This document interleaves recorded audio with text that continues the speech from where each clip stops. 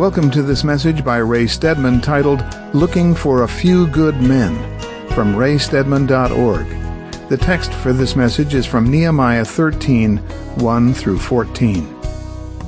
Ron Ritchie was to have been our MC this morning, but Ron came down with the flu this week, so I'm sure he appreciates your prayers for him.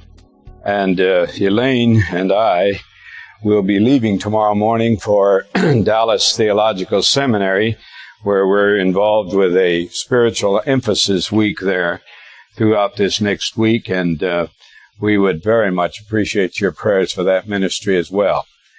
Don't worry, Lord willing, I'll be back next Sunday to finish up these studies in Nehemiah. And we've come to the last chapter of this great book, and we'll only take a part of it, but if you like stories with happy endings, you probably won't like chapter 13 of Nehemiah. You'll probably say when we're through, well, he should have quit with chapter 12 and that great dedication and celebration of the dedication of the wall that is recorded there. Chapter 13 is really the story of a backward slide on the part of these people.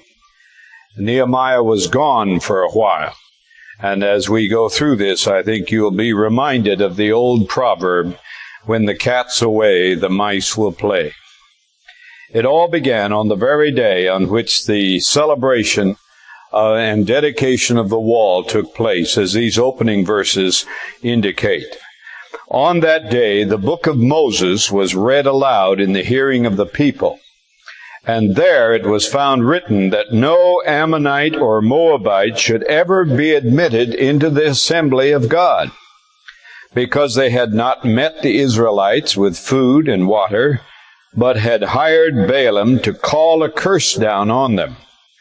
Our God, however, turned the curse into a blessing, and when the people heard this law, they excluded from Israel all who were of foreign descent. Now, you may be a bit disturbed by this, because this looks like a very evident case of racial discrimination, or at least of bigotry on the part of Israel. Why should they exclude the Ammonites and the Moabites, the inhabitants of these two countries on the eastern side of the Dead Sea? We now call that land Jordan. Why should they be excluded from the assembly of Israel?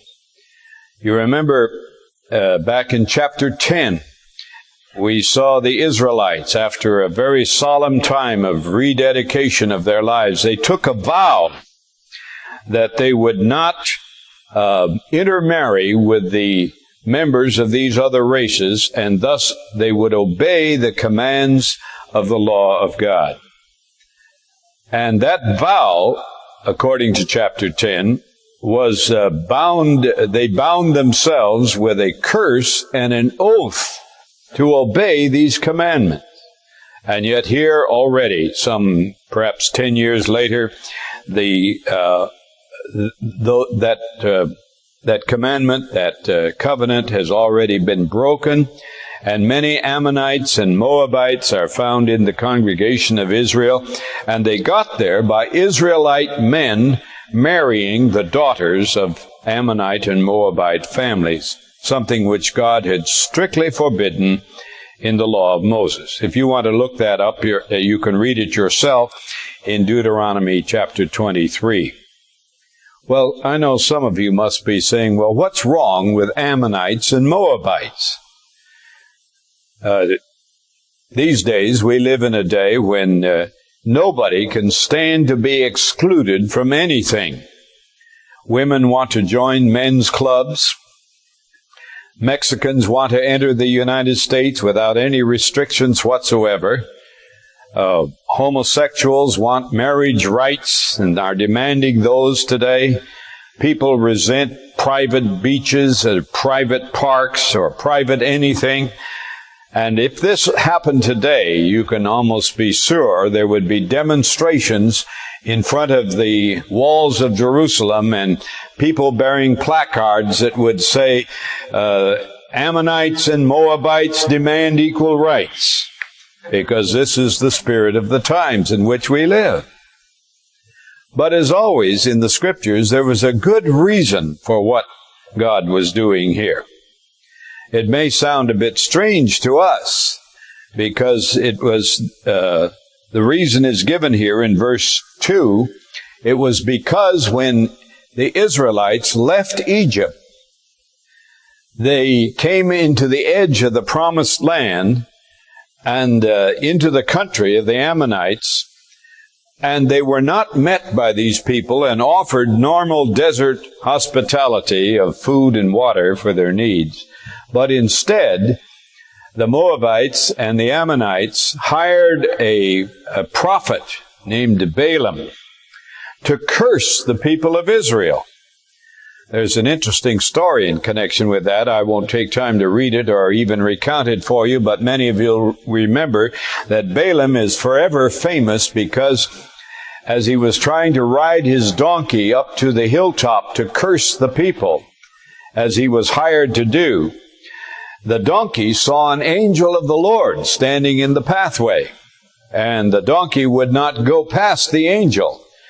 And the prophet kept beating his donkey 3 different times until finally God gave the donkey a voice, and he spoke out and rebuked his master and said, "Why are you beating me?" And then the Lord opened the prophet's eyes, and he too saw the angel of the Lord. Now, it's a humiliating thing to be rebuked by a donkey. And this is a great lesson to us to remember. There are oftentimes hidden reasons why God is acting, and we need to be very careful that we do not violate those reasons. Well, what was wrong? You see, it was 9 centuries before these events in Nehemiah that Israel was mistreated by the Ammonites and the Moabites. And some of you, I'm sure, must be saying, how long does God stay mad anyhow? 900 years is a very long time. And I think for this reason, many people, many critics reading these Old Testament stories misrepresent the God of Israel as being vindictive and easily angered and overreacting to situations of this type and cursing people for no real good reason at all, and allowing them to remain under that curse century after century after century. And this offends our sense of justice. And perhaps some of you have, in reading this story, would feel the same way. But actually, the attempt of the Ammonites and the Moabites to curse Israel reveals something about their hearts. And what we often forget about God is that He's reading the hearts of men and women. He sees what's going on in our inner lives, in our motives, in our attitudes. And He's dealing with that. We see only the surface. And we therefore often misjudge what God is doing because we think He's being unfair. But He's reacting to something that's much deeper. And if we check this story out a bit, we can see some of the reasons that God saw for this long enduring curse. Back, for instance, in the little book of Ezra, which precedes Nehemiah, you needn't turn to it if you don't want to, but in chapter 9 of Ezra, there's an account of a similar situation that arose 30 years earlier than Nehemiah's day, when Ezra had led a group back from Babylon to Jerusalem. And he too discovered that the people were intermarrying with these neighboring tribes contrary to the law of Moses. And we read that in the opening verses of chapter 9 of Ezra. he says, after these things had been done, the leaders came to me and said, the people of Israel, including the priests and the Levites, have not kept themselves separate from the neighboring peoples with their detestable practices, like those of the Canaanites, Hittites, Perizzites, Jebusites, Ammonites, Moabites, Egyptians, and Amorites. They have taken some of their daughters as wives for themselves and their sons, and have mingled the holy race with the people around them, and the leaders and the officials have led the way in this unfaithfulness. Now that was a cause of great distress to Ezra. If you read the whole account, you'll see that he was actually appalled into silence over this terrible violation. And in the midst of his prayer that follows this, he adds these words from verse 10 on. But now, O our God, what can we say after this? For we have disregarded the command you gave through your servants the prophets, when you said, the land you are entering to possess is a land polluted by the corruption of its peoples. By their detestable practices, they have filled it with their impurity from one end to another. Therefore, do not give your daughters in marriage to their sons, or take their daughters for your sons. Do not further their welfare or prosperity at any time, that you may be strong and eat the good things of the land, and leave it to your children as an everlasting inheritance. Now we can see from that there was some reason why God forbade this social intercourse with the Ammonites and the Moabites. Their practices were terribly degrading. And if they were allowed to intermarry with Israelites, they would interject into the life of Israel some of these customs. But actually, there's even more to it than this. What we must never forget in reading these Old Testament stories is that God is teaching His people, both in Israel and in the church today, some very vital lessons with a kind of visual aid. These stories are indicating something going on inside. And not only inside the Israelites, but inside the church as well. Remember, Paul tells us that all these things happened to Israel as examples for us, upon whom the ends of the ages have come.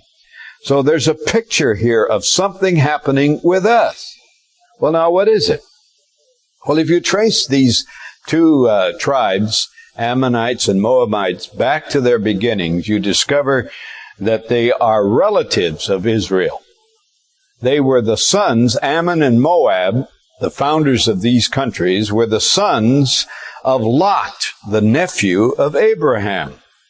And you have the story in connection with the destruction of the cities of Sodom and Gomorrah. You remember, as the brimstone and the fire was raining down to destroy these wicked cities, that angels led Lot and his family out of the cities up into the mountainside.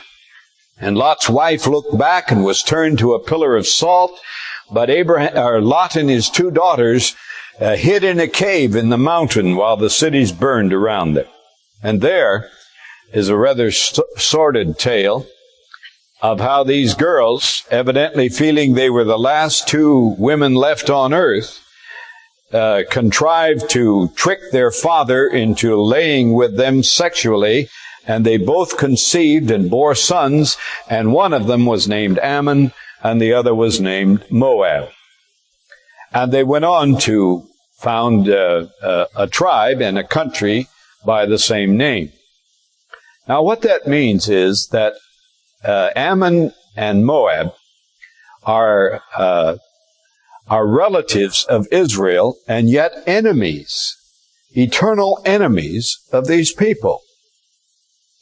And it's a picture for us of something that's going on in our lives. Do you ever have relatives like that you'd love to get rid of, but you can't because they belong to you, and yet they're troublesome and obnoxious and hard to live with, and yet there's nothing you can do about them because they're relatives? Well, that's the way Ammon and Moab were. They were constantly harassing Israel. They were constantly trying to undermine them and to destroy them and corrupt them and pollute them. But Israel was forbidden to wipe them out because they belonged to them. Now, in the New Testament, we learn that we have an enemy like that. You know what it's called? It's called the flesh. The old nature, the Adamic nature that we inherited when we were born because we're children of Adam. That inner commitment to self-centeredness that afflicts us all. We're all born with this, aren't we? I looked in the mirror this morning and I saw my greatest problem. It's me. Or, sorry, grammarians, it is I. And this is true of all of us, isn't it? You see, there's something about us that wants to be king, wants to be Lord, wants to be served, wants to be ministered to, wants to regulate everything, wants to run the world with us at the center of things. And that's the flesh, it's called, in the New Testament. And we'd love to get rid of it sometimes because it tricks us and traps us and destroys us and corrupts us, and we sense it at times, and we see how miserable it can make us and lead us into terrible actions that we repent of later. And sometimes, I know I felt this way, I'm sure you have too, you'd like to get inside and rip that thing out and take it away and get rid of it forever. But you can't, because it's related to you, you see. And yet we're called to live above it, in the midst of the struggle of it, and to overcome it, and to walk with God nevertheless. And that's the struggle of the Christian life. Now, all this is beautifully represented here to us in these stories. In verses 4 to 9, we get a picture of, in detail, of how this came about. Nehemiah tells us, before this, Eliashib, the priest, really the high priest, had been put in charge of the storerooms of the house of our God. He was closely associated with Tobiah. You'll recall Tobiah, the Ammonite, was one of the enemies that opposed the rebuilding of the wall and gave Nehemiah a bad time all during his early ministry here. And Eliashib, the high priest, was associated with him. And he had provided him with a large room formerly used to store the grain offerings and incense and temple articles, and also the tithes of grain, new wine, and oil prescribed for the Levites, singers, and the gatekeepers, as well as the contributions for the priests. But while all this was going on, Nehemiah says, I was not in Jerusalem. For in the 32nd year of Artaxerxes, king of Babylon, I had returned to the king. Sometime later, I asked his permission and came back to Jerusalem, and here I learned about the evil thing Eliashib had done in providing Tobiah a room in the courts of the house of God. I was greatly displeased, and threw all Tobiah's household goods out of the room. I gave orders to purify the room, and then I put back into them the equipment of the house of God with the grain offerings and the incense. Now here's a terribly involved bit of political intrigue that sounds very much like what goes on in Washington, D.C., doesn't it? You see, the high priest's grandson, we learn later in this chapter, had married the daughter of Sanballat, the governor of Samaria, who was an ally of Tobiah the Ammonite. Both of these were vitriolic and bitter enemies of Nehemiah. And the high priest had allowed his grandson to marry this into this Ammonite family. Now, this cozy alliance had led to an invitation to Tobiah to actually move into the temple itself. And to make room for him, he took over the storeroom that was set apart for the grain and the oil and the incense used by the Levites in their purification and their ritual ceremony. So there were two wrongs involved. An Ammonite and his family were actually living in the temple of God, contrary to the law of Moses. And second, in order to allow that, they had deliberately defrauded the Levites of their own rights of storage. Now, when Nehemiah returns, he goes into prompt and passionate action. He threw the baggage out, and he fumigated the rooms, and he replaced them, the oil and the grain and the incense, into its proper place.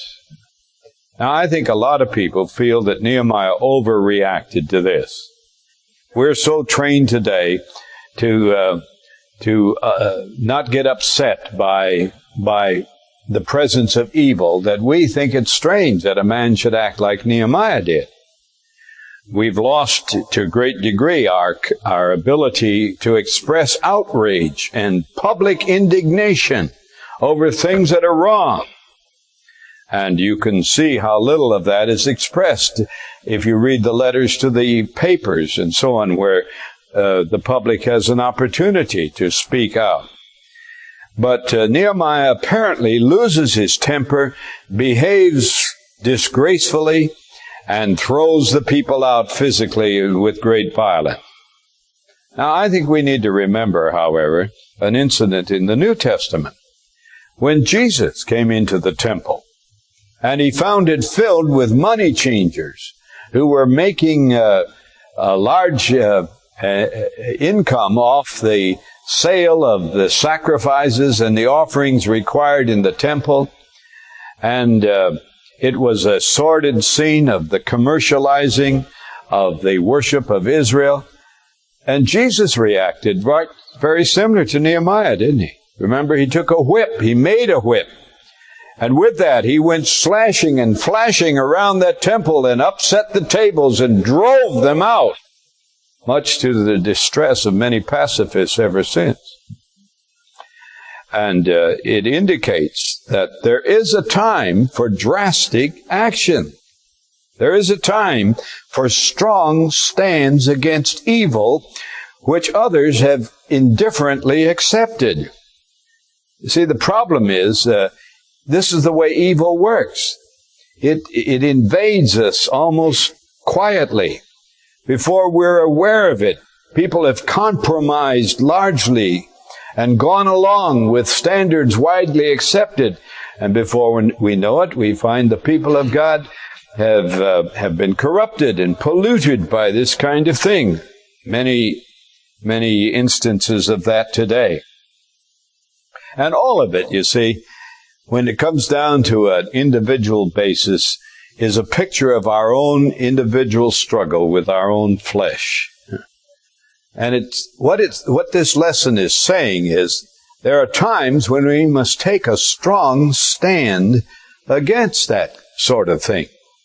We must be prepared to be drastic and take often painful action to clear up in our own lives things that are wrong.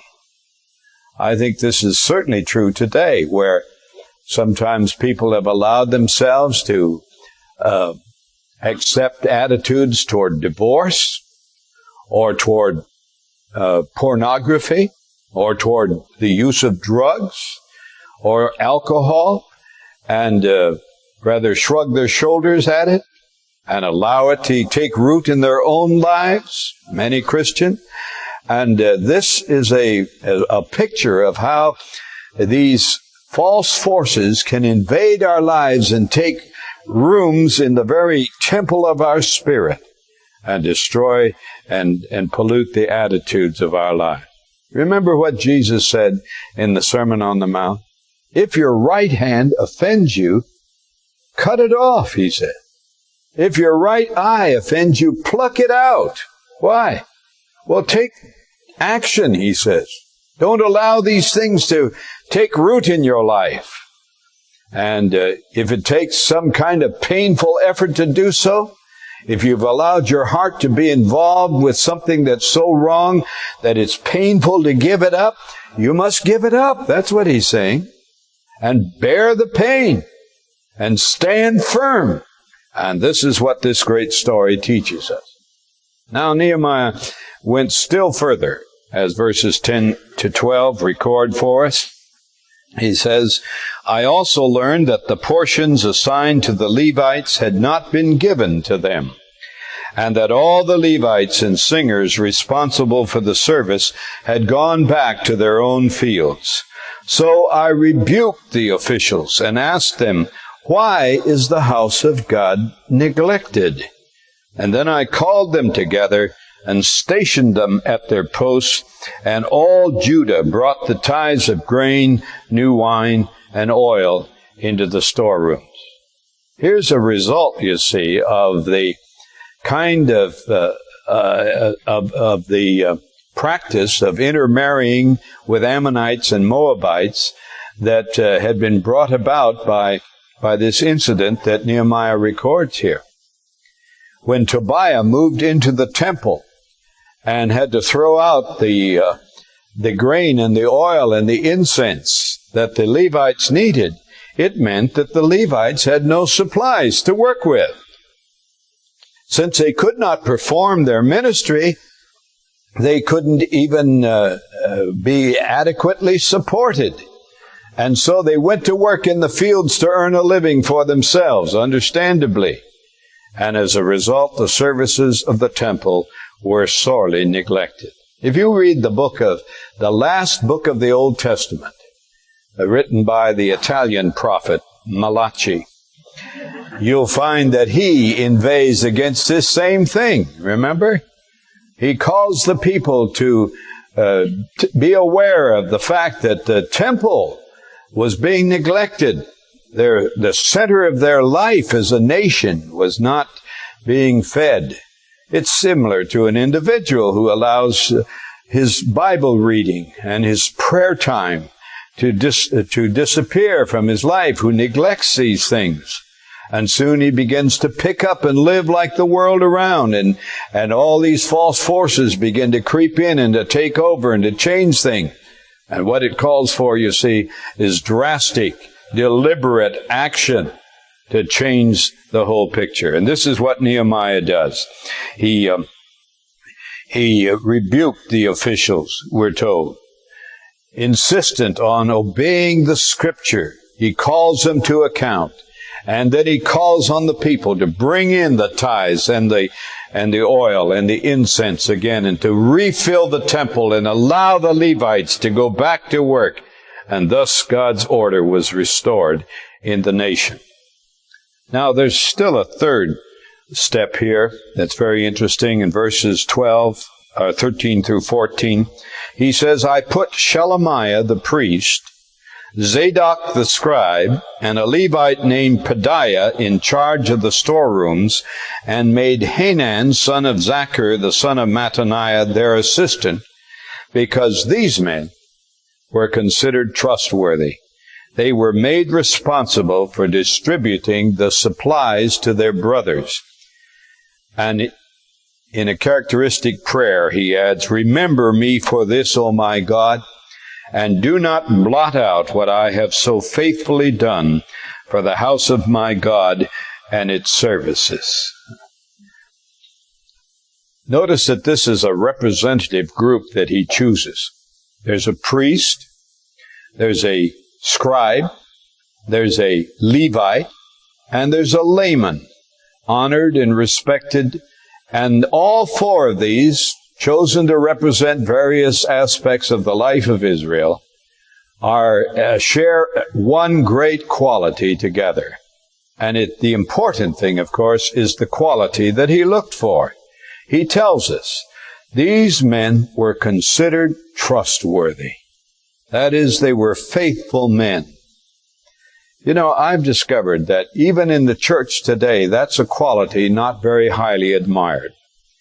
We pay lip service also often to it, but it's disheartening to me at times to see how few people take seriously a responsibility that they have undertaken, to fulfill it faithfully, to carry it through. It's the quality that God admires. Paul says in 1 Corinthians chapter 4 that ministers and those who minister in the church are stewards of are servants of Christ and stewards of the mysteries of God, and it's required of a steward that a man be found faithful. That's the primary thing God looks for. The ability to hang in with an assignment until you're through. The willingness to fulfill a responsibility year after year after year, and not need to be praised or thanked or publicly encouraged in order to do so, but it's unto the Lord to do this, to show up on time, and to don't leave till the work's done, and not quit before it's over. I find that's a quality that's often missing in people today, especially sometimes in men leaders. I don't know if you know it, but our former associate pastor here, David Roper, is coming out soon with a wonderful book written just for men. When it's published, I hope every man in this congregation will get a copy of it, because it's rich, and it has a great title, Men Made of Mud. And I want to share with you David's opening words. These are what he says. Most of my friends here in Idaho consider themselves real men. They're outdoorsmen and sportsmen. They hunt and fish. They hang their snowmobiles upside down under the snow cornices on West Mountain. They hie themselves across the desert in 4x4s at what I consider terminal velocities. I have one friend who pulled a grizzly off his wife with his bare hands. I saw another ride a log straight down a canyon wall. He almost broke the sound barrier on the way down and did break 2 ribs at the bottom. But to hear him tell it, it was the thrill of a lifetime. Yet for all our macho, I think we're mostly uneasy about our manhood. No one seems to know for sure what it means. We have to be told real men don't eat quiche. They never bunt. They don't have meaningful dialogues, and rarely do they think about the meaning of life. Real men, he says, love John Wayne, Monday Night Football, chainsaws, and Coors. Pete Rose, he says, is a real man. And according to Time magazine, so is Maggie Thatcher.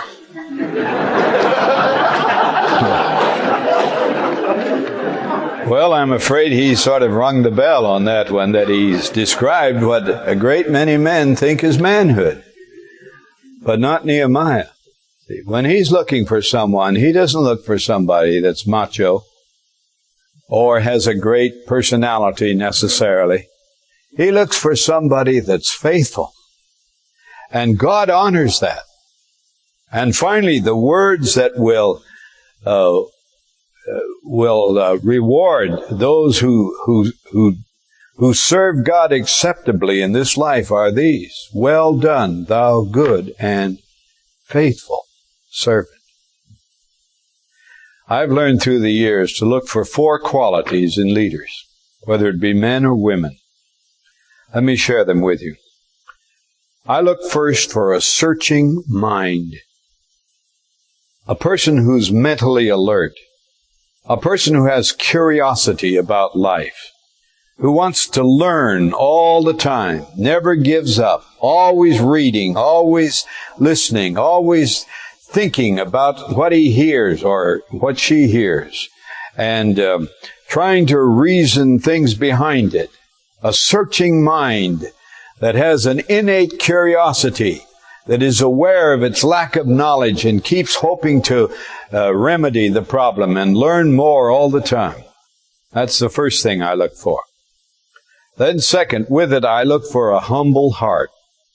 Someone whose ego is not on the line all the time, who has to be praised and honored and patted on the back and encouraged in order to get them to do anything at all, who get disgruntled and upset and turned off if they don't get recognized. But somebody who understands that service is a privilege, that power is not conferred upon you by an office, but by serving people, that becoming a servant to others is a means of awakening a sense of gratitude on their part that make them willing to follow what you suggest. And people who learn how to lead that way are always tremendously useful people in God's work and in God's kingdom. Jesus himself taught us that. He who would be greatest among you, he said, let him become the servant of all. So a humble heart is a very necessary qualification. Third, I look for an evident gift. God's people are gifted people. There isn't one of the members of the body of Christ who hasn't been equipped by the Holy Spirit by a special ability to do something. And when they know what it is, they always discover they enjoy doing it. It's their delight. It isn't a burden any more than wings are a burden to a bird. It's a delight to them. They enjoy doing those things.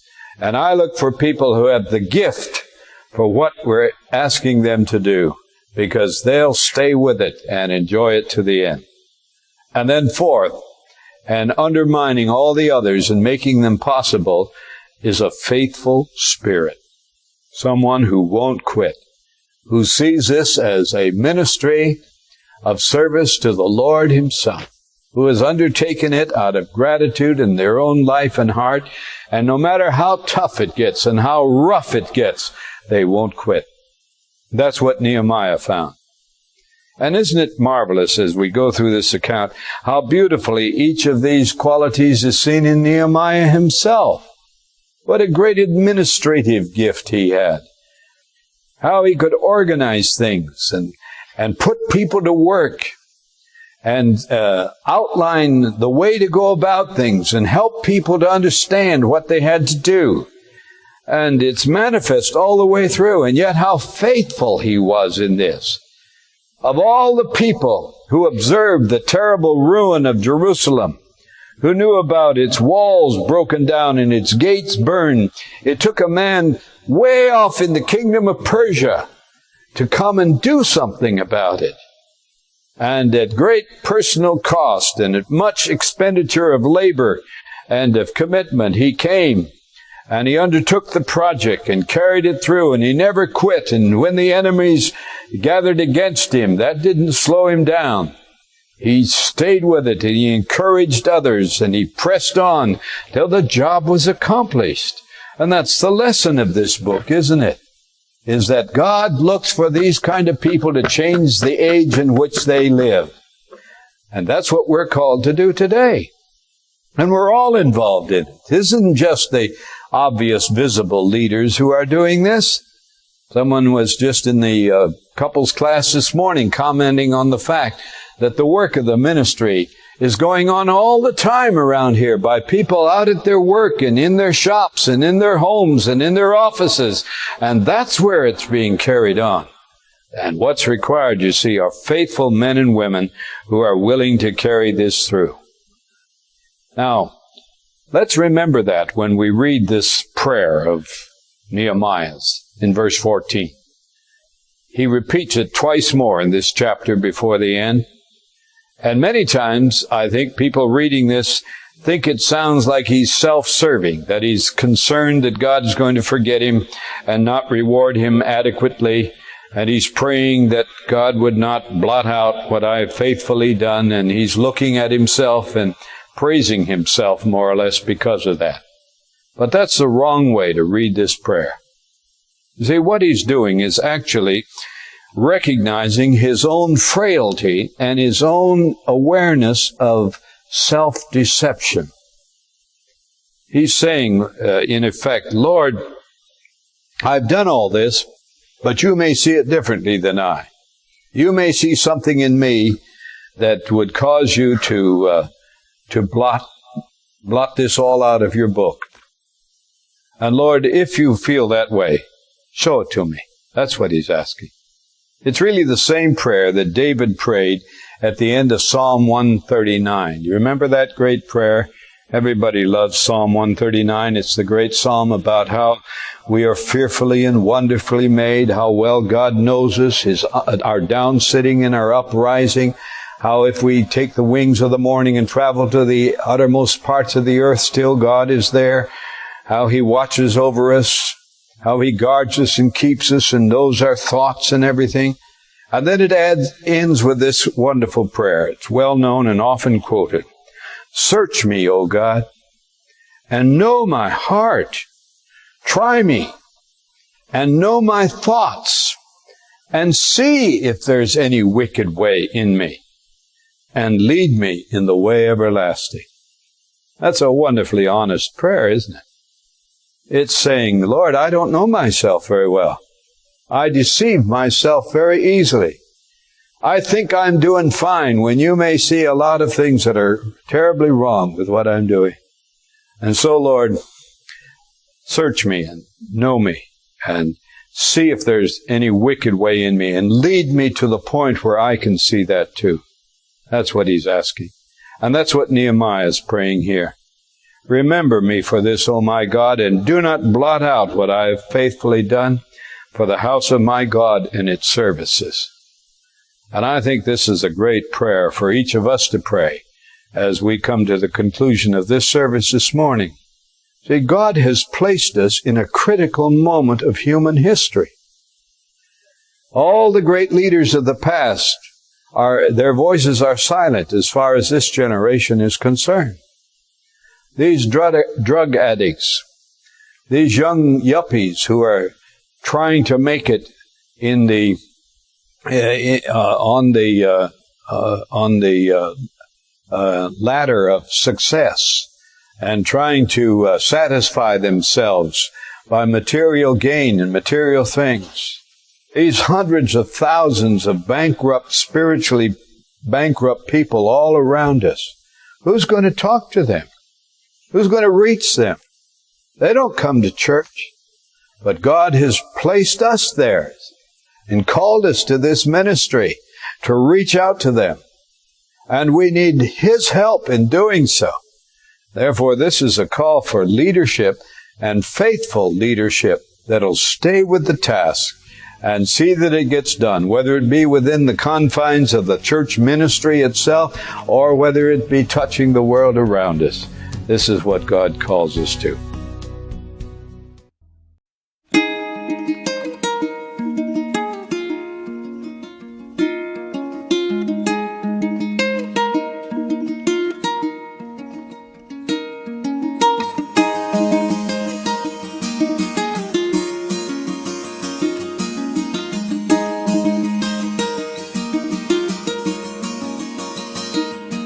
Though the fig tree may not blossom,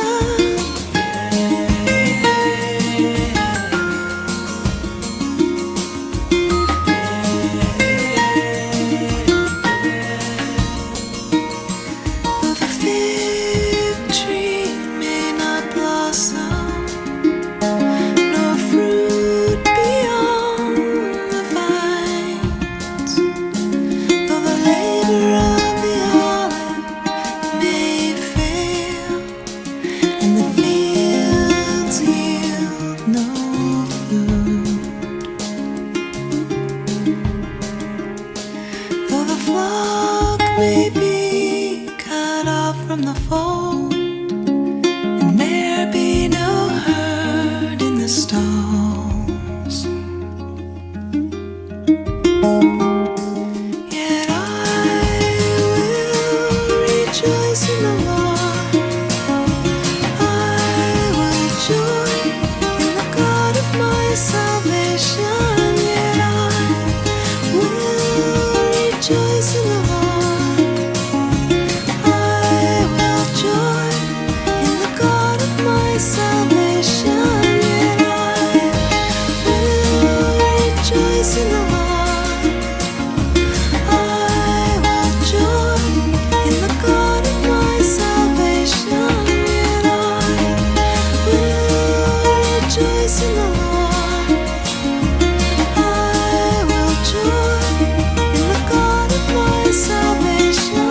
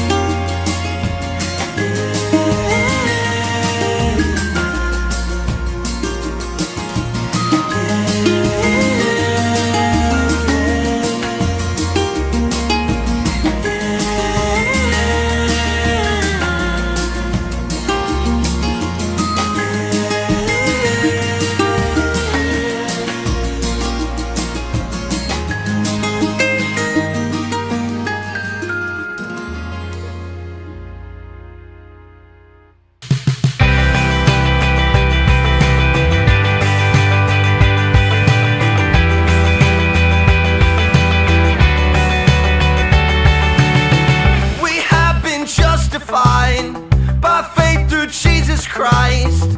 It's only by His grace we stand. Once bound by sin and shame, now slave to righteousness. Our faith perfected by His love. Praise the Savior, He has won. Our sin defeated through His blood. Now exalted, Jesus reigns. Hail the King, praise His name. While we were weak, He died, making us reconciled to God for all eternal days. And even in our fading flesh, our only hope and rest is found in faith that Jesus saves. Praise the Savior, He has won. Our sin defeated through His blood. Now exalted, Jesus reigns. Hail the King, praise His name. We rejoice in the hope of the glory of God. We rejoice in the hope of the glory of God. We rejoice in the hope of the glory of God. We rejoice in the glory of God. Our hope of glory is found in the one who gives great joy to sing about the love that He poured out. Forever lifted high is our Savior Jesus Christ, the gift to God given in love. Praise the Savior, He has won. Our sin defeated through His blood. Now exalted, Jesus reigns.